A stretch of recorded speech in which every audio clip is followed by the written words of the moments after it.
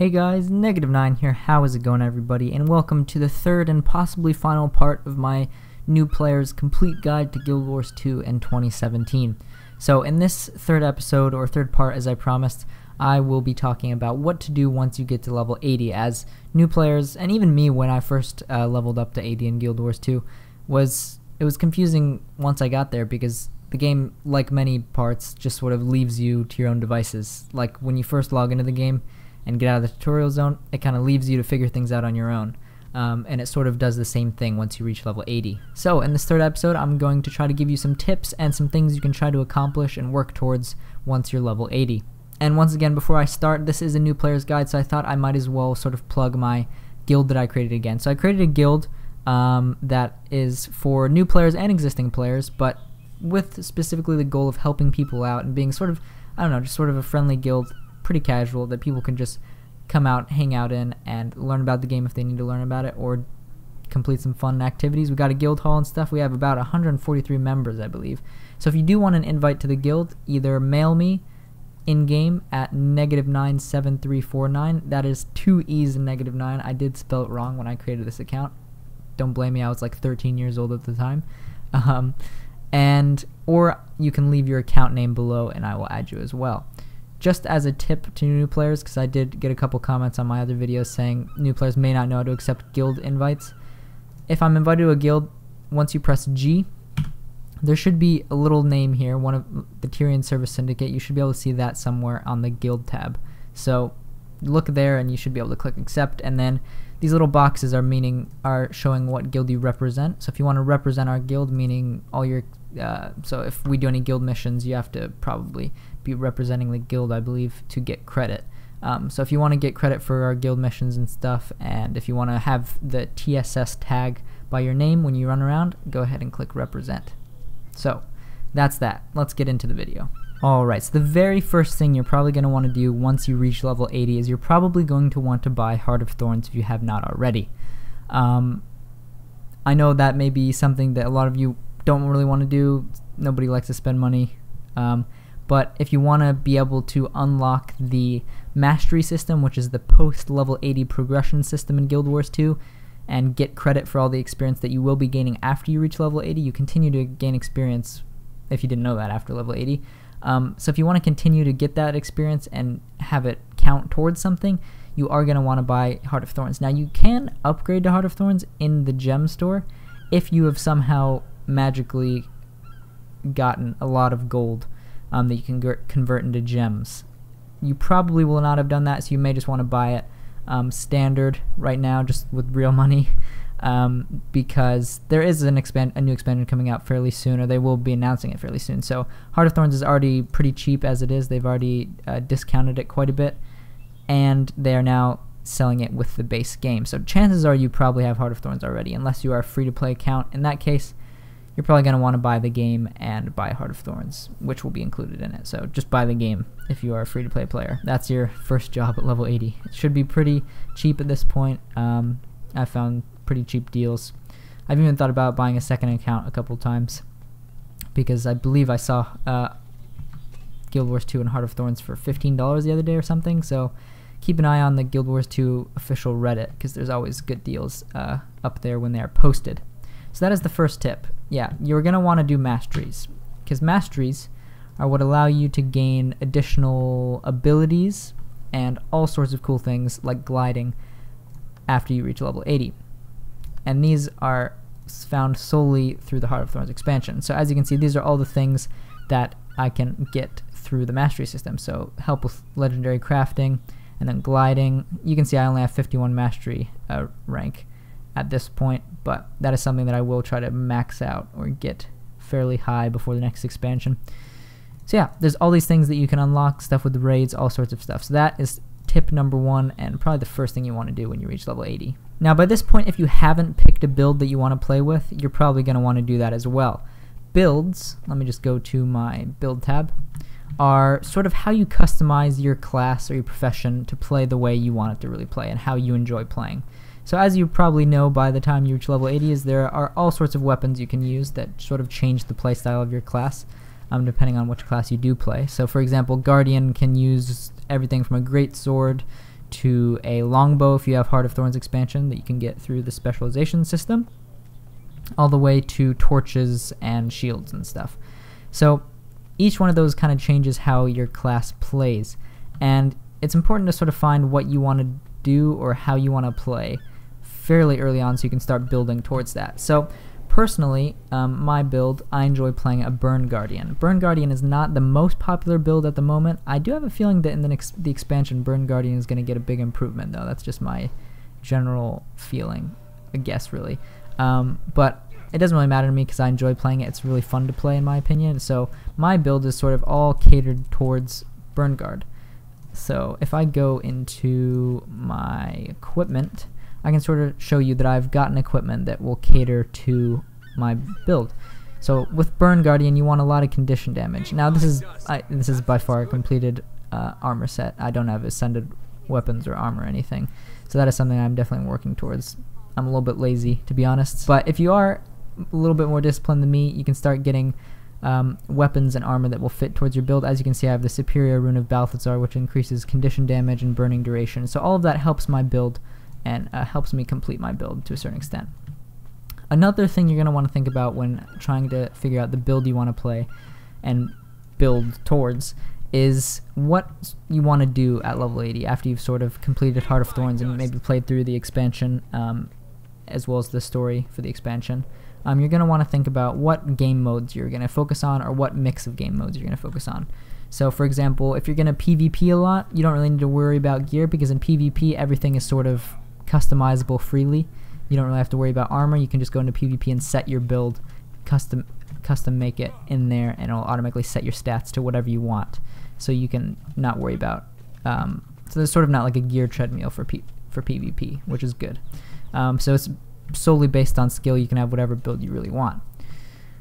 With that said, PvP is also a good place to try out builds that you, because it's so easy to set your stats to certain things, and you don't need to buy weapons and armor with stats on them to sort of cater to this build. You can test out all sorts of builds in the PvP lobby by going to PvP and clicking Enter PvP lobby. You can test out all sorts of builds and sort of see what you like.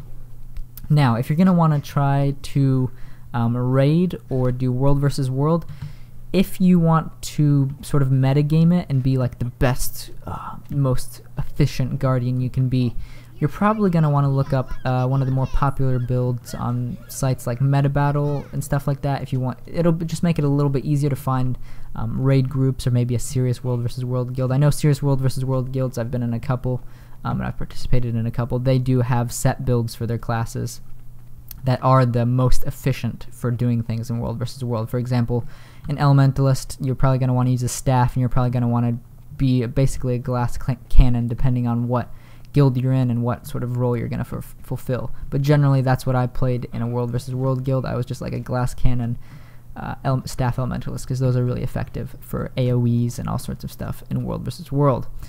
Now, this is not necessary.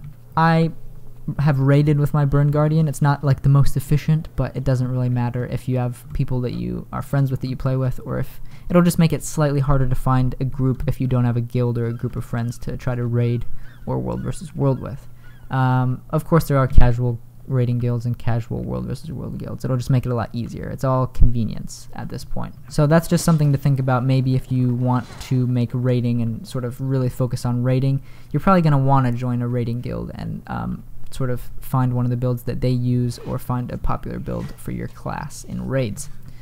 Alright, so that's sort of builds. It's all up to you basically. If you want to play something that's not very efficient and that just like isn't the most powerful thing, but it's fun, go for it. Play the game how you want to play it, but there are certain, you know, people that you will come up against, say in PvP, that you probably will have a tough time beating just because you play a different class and a different build. So some classes just have an advantage over others in certain areas, and that's not something you can really get around. So that's just something to think about regarding builds.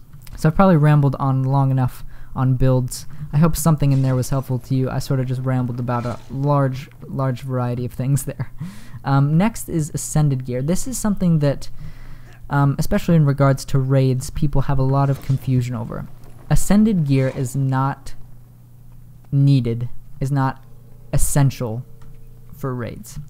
if you want to try to break records and stuff and be with a super serious raiding guild that like is trying to, I don't know, do all sorts of crazy crap in raids, and sort of really progress through them as fast as possible. If you want to like be the first people to take down all the bosses in the next expansion raids, and you want to be like known for that, yeah, you're gonna need ascended gear, and you're gonna need ascended weapons and all sorts of ascended trinkets and stuff, and you're gonna need a meta build pretty much, or a build that is very specialized for what you're doing. That said, that's a very small percentage of the community, and personally I have raided with exotic armor. As you can see, I do not own an ounce of ascended armor. I do have ascended trinkets, but those are really easy to get with laurels. So just find a laurel vendor, and if you get enough laurels, you can buy all sorts of trinkets. I can even get 2 more here, and a back piece if I wanted to. But I've just simply not cared to. Exotic armor is plenty fine for raids if you find the right group. Some people are going to be jerks about it and be like, oh, you need ascended weapons and armor, but it's all about who you play with, really. You can find a group if you look hard enough. It's all convenience, like I said. So ascended gear, it is something that honestly I work towards, and it's a good goal to have as you work towards, if you're just looking for things to sort of progress your character. It does make your character better. Ascended weapons and armor are the highest tier weapons and armor in the game.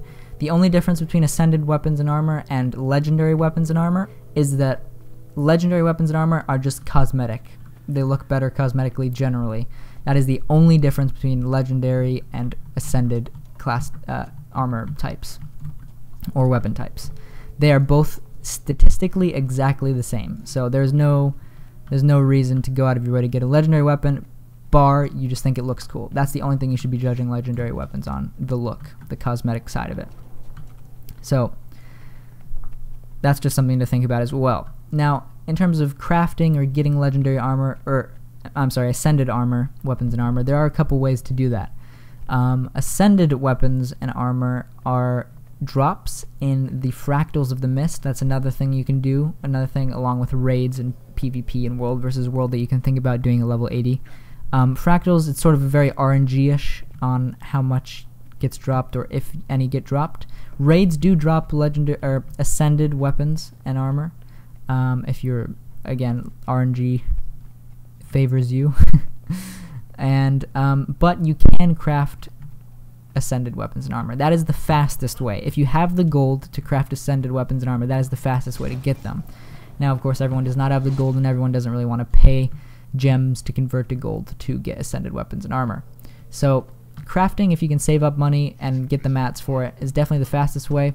You can find recipe vendors. It's honestly fairly simple. The crafting is intimidating at first, but all you need to do is find a guide online for whatever you want to craft, and it makes it pretty simple to follow. So really, it's just, the hardest part is just getting started crafting. I really don't enjoy the crafting in any game, really. I'm not a crafter, but once I got started, it really wasn't that bad. So on the topic of ascended weapons and armor, I can sort of transform this into a little bit of a conversation about legendary weapons and armor. Like I said, legendary weapons and armor are exactly statistically the same as ascended. So the only difference is the cosmetics. The goal of legendary weapons is just to look super cool and be super flashy. It's all that Fashion Wars 2 meme. That's totally what it's about. It's just about the look and sort of the prestige of, oh, that guy has, oh, that one legendary. Oh, that guy has the incinerator. That guy has whatever. That's really the only draw to it. I want the Flameseeker Prophecy's legendary shield simply for the look of it. It has a cool effect that I think would go really well with with these new gem store pauldrons and like gloves. I think it'd be pretty sweet with those, and with my sword as well. I believe this is the Jormag's Breath sword. So yeah, it's all about cosmetic. I just want my character to look cool.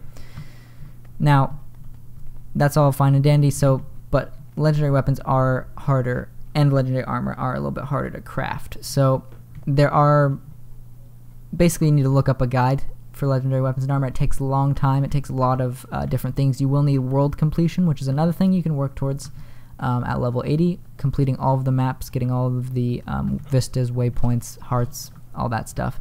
Once you get all that, you will get 100% world completion. I actually do have 100% world completion on this character. As you can see, 100%. You get all sorts of rewards for that, and it's something you do have to craft a legendary weapon.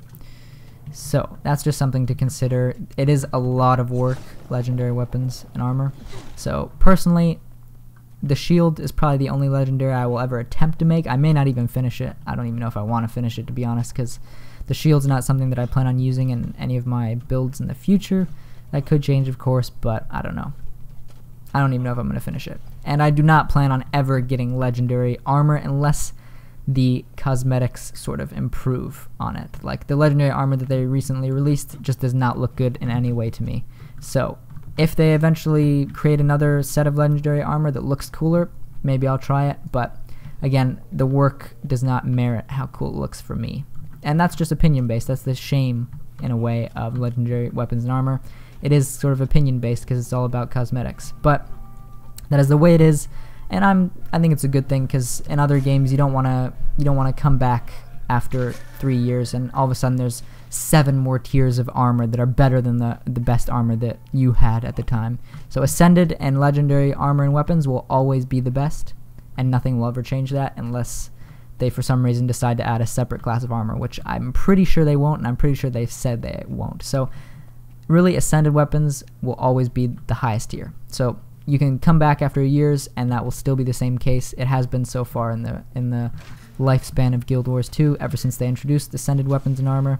So that's the nice part of it. You don't really have to worry about coming back and being severely under-geared for anything. So another positive spin on Ascended weapons and legendary weapons and armor.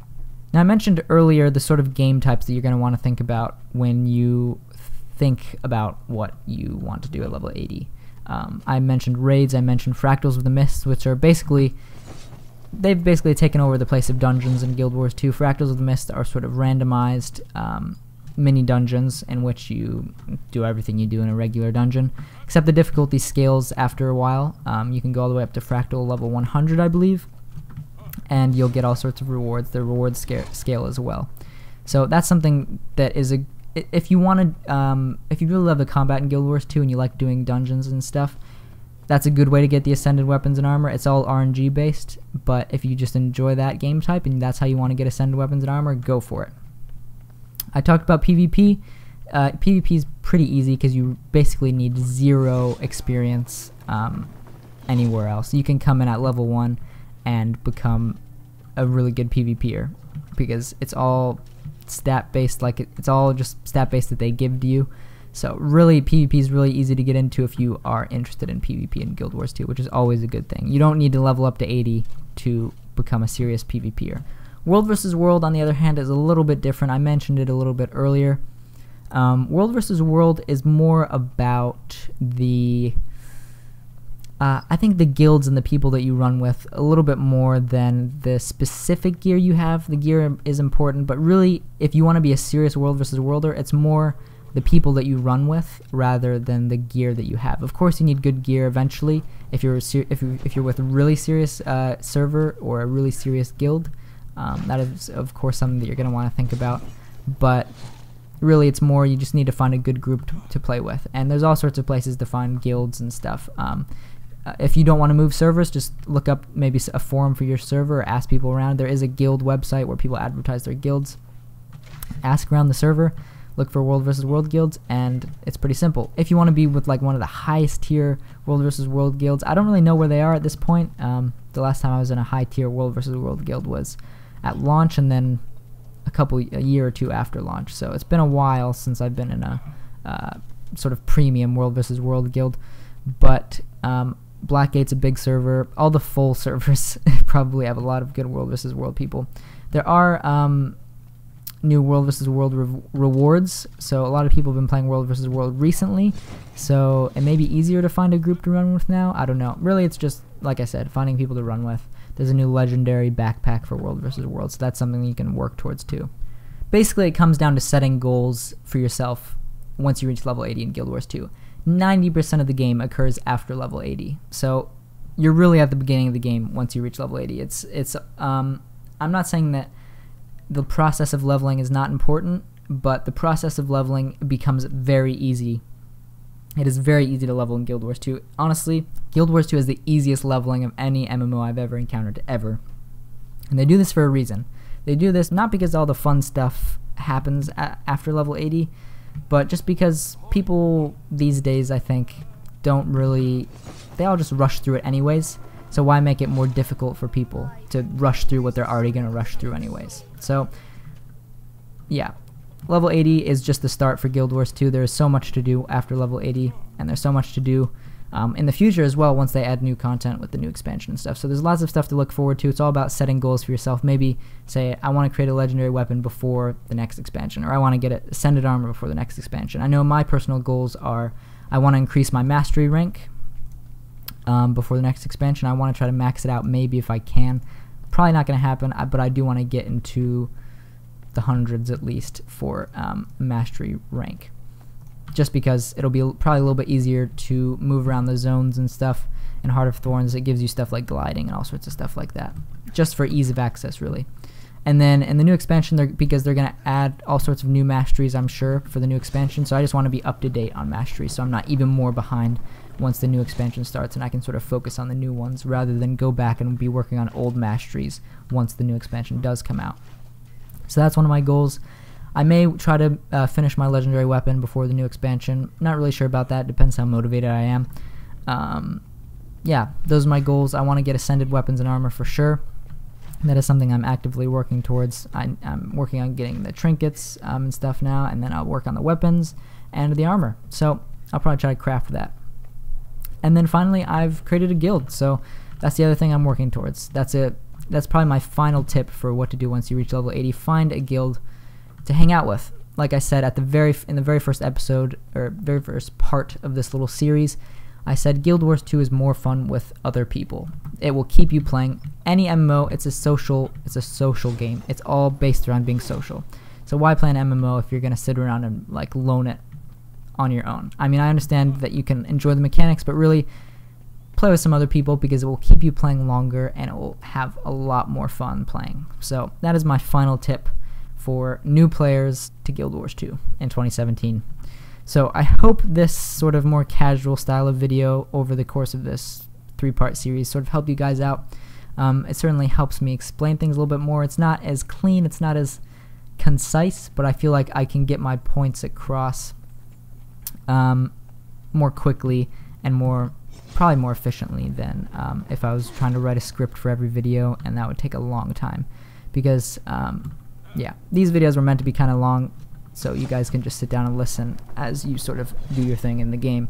Also, just one quick note before I sort of try to wrap this video up.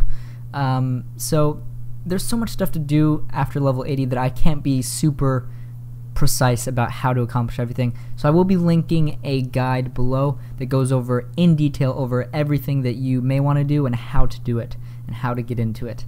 So yeah, this video, a 30-minute video, is not long enough to go into the specifics of how to get started in every single thing that you may want to do. So it's just too broad a topic, it's too much of the game to cover. So that is why I'm going to be linking a guide in the description. I'm sorry I can't really go through and explain everything, but it's really not practical, or even, I don't think, something I would even try to do just because there's too much. So just a note, be sure to look in the comments and the description for that guide if you really want to know more specifics about a certain topic that I have talked about in this video. So yeah, I've talked long enough. My voice is getting sore, so I'm going to leave it there. Anyways, thank you guys for watching. I really appreciate the feedback and the support over the last month or two. Thank you guys again for watching, and I will see you next time.